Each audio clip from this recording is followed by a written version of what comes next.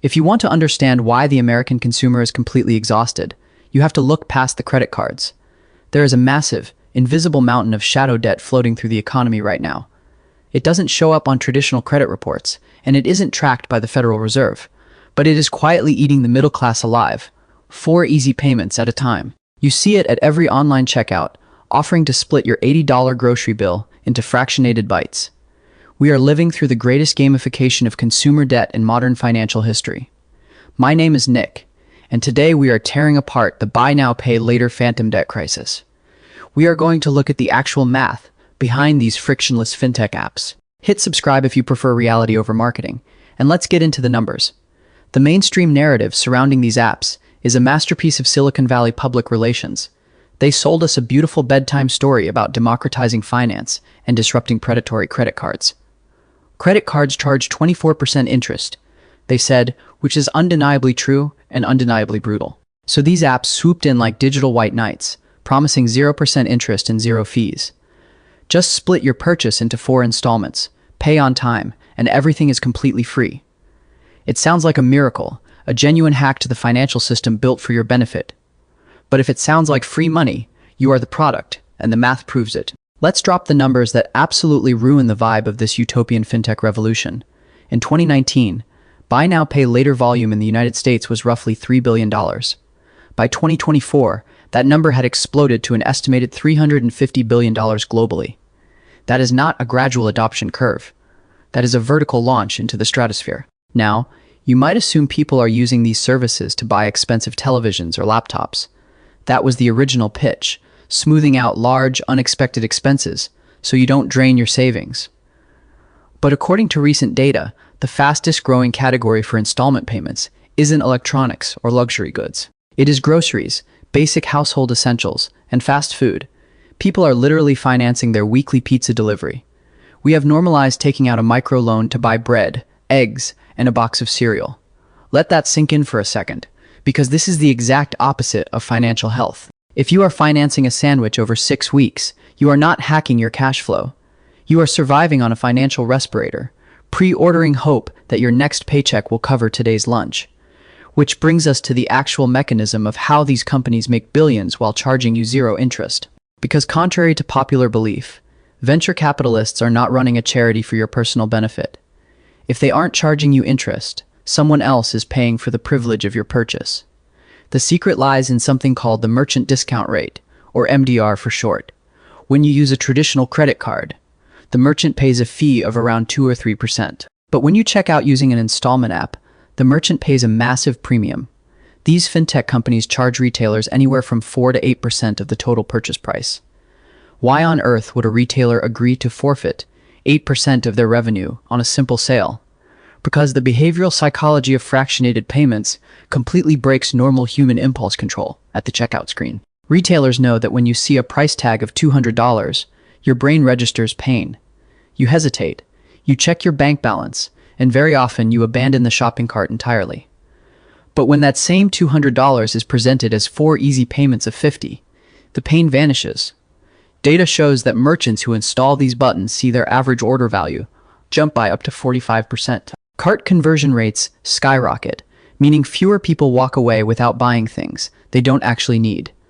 The apps aren't selling you a product, they are selling the retailer a highly optimized psychological weapon.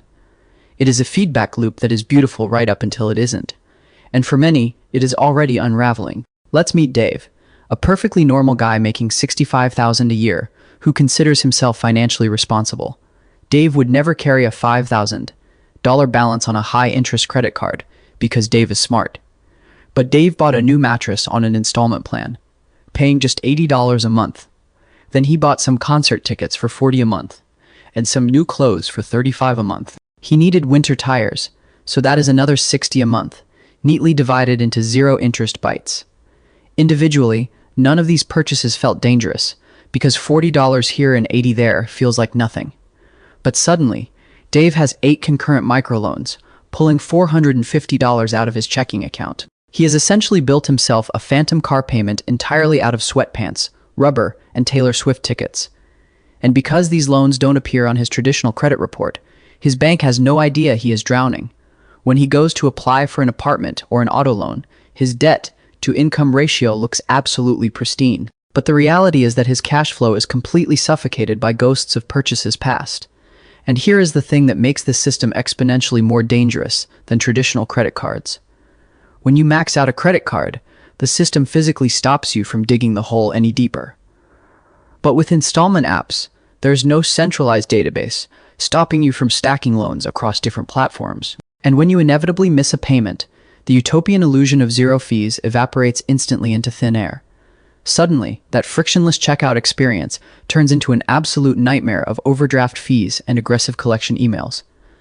If you are getting a creeping sense of historical déjà vu right now, you are not alone. History doesn't repeat, but it definitely rhymes, and we have absolutely danced to this specific song before. By 1929, the American economy was dangerously inflated by the sudden explosion of unregulated installment credit. The advertising promised a modern lifestyle today, funded by the absolute certainty of endless future wages. It created an artificial economic boom. Priced like gravity didn't affect Wall Street or Main Street. But when the economic music stopped, millions of Americans realized their future wages were locked up in past consumption. We have digitized that exact same trap, removed all the friction, and hidden the true cost. So, what does this actually mean for you? And how do you navigate this minefield without blowing up your finances? Here are 3 practical takeaways to protect yourself from the gamification of modern digital debt. First, delete these apps from your phone and remove them as default payment methods in your browser.